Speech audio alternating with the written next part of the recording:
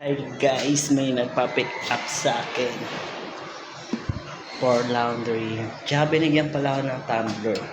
Ito, hindi ko alam kung ano to. Ganito na. Salamat sa nagbigay sa akin ito. Samahan nyo nga ako, magdi-deliver nga pala ako ng laundry. Itong Maple 608, bukas pa yan. Ito naman kalate, February 1 ngayon yan. Basta i-deliver natin to. Magtatrabaho tayo ng marangal, hindi kriminal, para may makakain pag uwi sa bahay. May anak na nag-aantay, galing sa marangal. Ang kinikita nating tunay. Feeling ko inaangat na tayo ni Lord. Nag-akala pala ako, nakasakay pala ako sa elevator.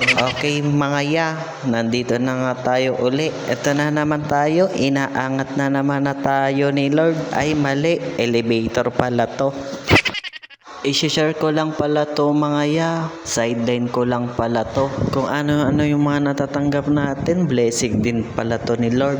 Kung ano man nangyayari sa atin sa mga buhay, pasalamatan na lang natin. Importante, walang tinatapakan na tao. Kung gusto mo may maapakan, tain na lang. Nandito na pala tayo sa unit para deliver yung damit nila. Salamat po. Ay, sir. Pagkano po? Hindi ko lang Ay, bayaran pa na lang doon. Chat nyo na lang po sila. Magbabayad pala sa akin. Hindi ko nga alam kung bayad na o hindi pa. Grabe, kahit pagod, pogi pa din. Ibababa na nga tayo ni Lord. Ay, bababa pala tayo ng stairs. Explain ko nga to guys. Nilapag ko nga yung laundry kasi nga galing tayo sa 6th floor para mapadali ang pinaghirapan. Kakatok na nga tayo para manghingi ng bariya. Grabe ang tulis ng buntot ni Aw Aw.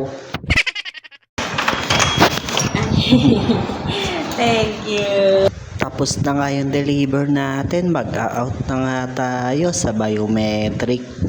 Grabe mga ya, inabutan pala ako, gabi na. Ganun talaga pag nagsisipag para sa pangangailangan araw-araw. Dito nga sa time card, mag-out na rin ako. Grabe, napagod ko talaga, gusto ko nang umuwi. Pag uwi mo ng bahay, sana may kalambingan tayo o kayakap man lang. Eto na nga, lalabas na nga tayo ng laundry station. Pinatay ko na rin yung ilaw at follow nyo ako mga ya.